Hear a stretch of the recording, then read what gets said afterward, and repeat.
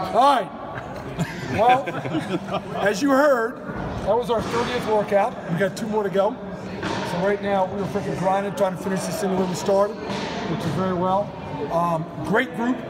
We obviously played the game on December 31st. School started back up on January 8th. I wanted to give them a week off. So we had a discretionary week, and we're not allowed to train them then, and they all came in on their own, and the voluntary was awesome. So they were very motivated, and they've remained that way the entire time. So it's been really awesome.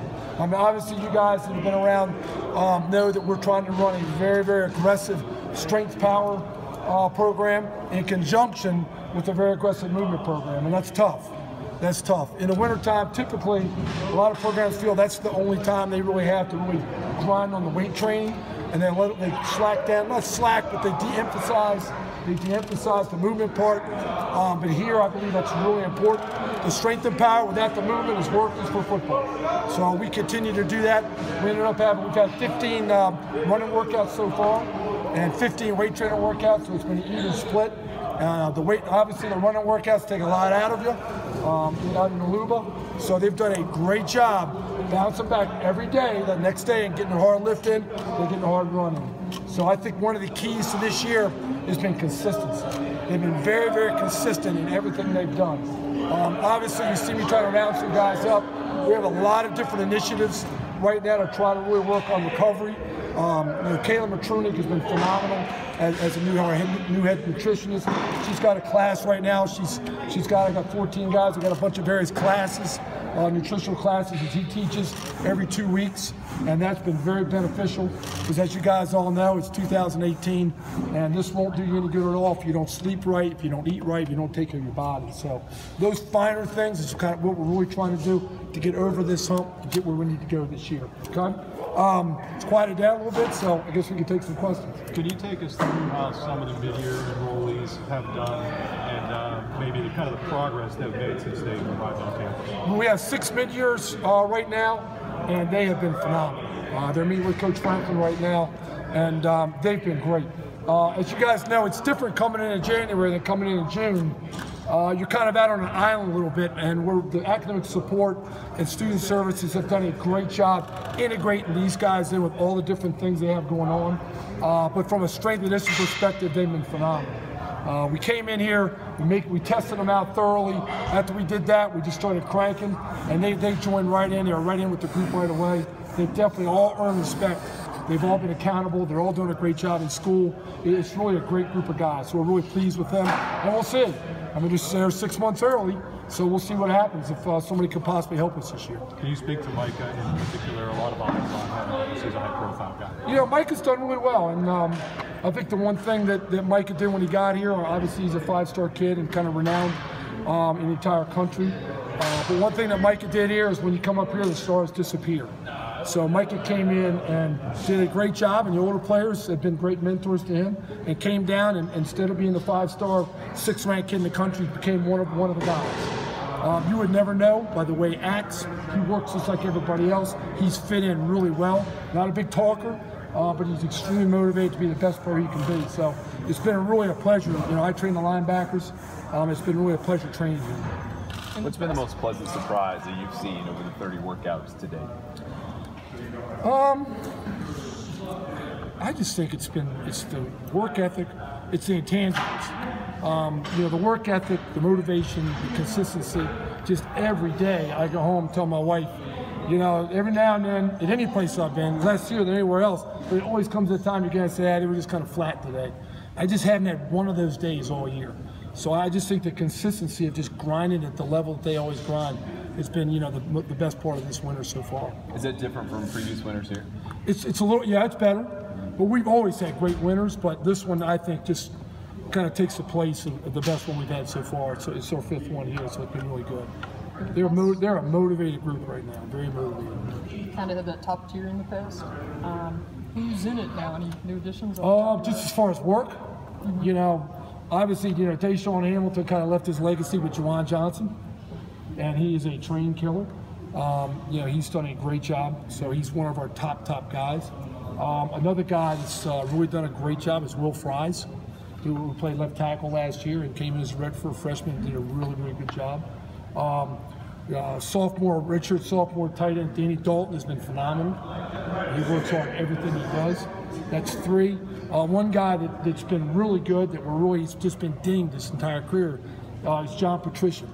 And John Patrician, has really paid his dues. He's had a number of situations, knocking on wood, and he's been healthy and he's doing a great job. He's really, really working hard. Another guy that's done a great job too is Lamont Wade. He was mid-year last year, came in, did a nice job last year, put a nice role for us. We obviously lost all 4 of our secondary guys this past year, hopefully all to the NFL. And I think Lamont's in there, like he's like a piranha in a small pool right now. So he's really been phenomenal. I'd say that's our top 5. John Reed active today. How have you seen his bounce back effort getting back to health? John's been great. He's 10 weeks. We're still, we had a pretty good one that we had to get back from a rehabilitation process. And you know how John is. John's going to grind in everything he does. So he's been phenomenal. He's been back. He's doing a lot of stuff at a really high rate of speed outside. Been great in the weight room. So it's really good to have him back, not only physically, but just from a presence and a leadership. He's a special guy. He's kind of a magnetic guy. Doesn't say a lot. Just when he does talk, everybody stops and listens. So he's been a very powerful, addition to kind of get him back. Getting back to Micah real quick, is there any aspect of what he's brought that has surprised you at all? Not really. Every time he does something great, everybody's like, wow. And I'm like, did you watch his high school film? Why are you surprised? So he can run, he can jump, he's strong, he's powerful. He's got all the ingredients that we would expect from him and that we saw in his film. A really, really good job. But I think that the thing that everybody is very, so far everybody's very pleased with is this Mike has just got a great attitude. And he's one of the guys. He's fitting in. He just wants to freaking be a part and help us any way he can. And that's been the part that everybody's really pleased about. Not that we were expecting anything different, but he's a highly renowned kid. To date, everything Saquon's done weight room wise has kind of been clear. All of the stuff that's been eye-popping. How much are you looking forward to seeing him kind of unleash himself on Indianapolis this year? Oh gosh, I know the whole country's kind of talking about Saquon. For everybody here that's been watching, including you guys, it's kind of old hat for us. We've already seen it. We're all excited. We're excited, and we actually have 8 guys in the combine, I believe. Yeah. So we're actually real excited for all 8 of those guys. And then the good thing is, as soon as they're done, a lot of them are going to come back. So I think we're going to have 21 guys at our pro day. It should be a really, really good pro day. We're real excited for Saquon. We know he's going to do really well, represent us and himself really well. So we're excited to see him, put on what all of us already know he can do. You talked about lifting at the same time as running. Where does flexibility for an athlete fit into that, and does that kind of help itself when you're doing both at the same time? Flexibility is all year. That's something you never scrimp on that. That occurs whether you're in lifting mode, or in a running mode, in season, as whatever. So the flexibility thing is a constant. And we're doing it, obviously, we want to get them more flexible. That's the main reason you do flexibility is get them more flexible, but it's also a good preventative for soft tissue injuries.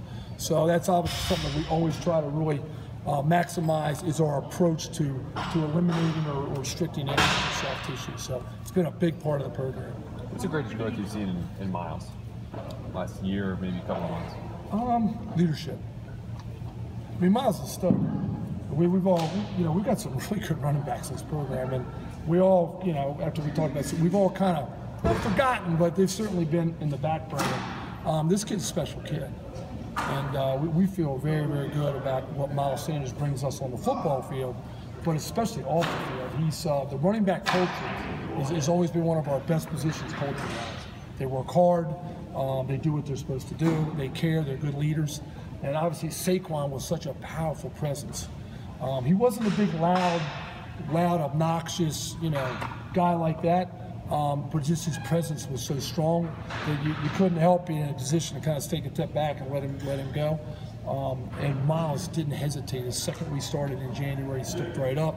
He's the leader of the run. He's really done a great job. And Mark Allen's done a great job there too as a 5th receiver for us. James mentioned it on signing day, a couple different guys, one dropping weight, one gaining weight, Zach putting on weight, and then Nick dropping the weight. How is that process going to where you want to see those guys? Zach Kuntz and Nick Tarburton? Kind of going opposite directions with their weight. It's been phenomenal. I mean, but as I expected these 6 guys. I mean, they came in, we evaluated, we analyzed them, and we said, okay, here's what you need. And you know, you gave them a checklist, and they just check it off. I mean, they're okay. So both of them have been phenomenal about that. We have 6. I told you we had 5. We had 5 nutrition classes, and the 6 guys have 1. So they're getting some really good individual treatment from Kayla. About maximizing that. So she's been a big benefit to making sure Zach's up, making sure Nick's down, Jesse's coming down a little bit as well, and then obviously with Isaiah and Trent and those guys, we got to make sure that they're strong and they're maximize their lean mass. So it's been good watching that happen. They're very motivating. Thank you. Good. Thank you guys. Appreciate you guys coming in.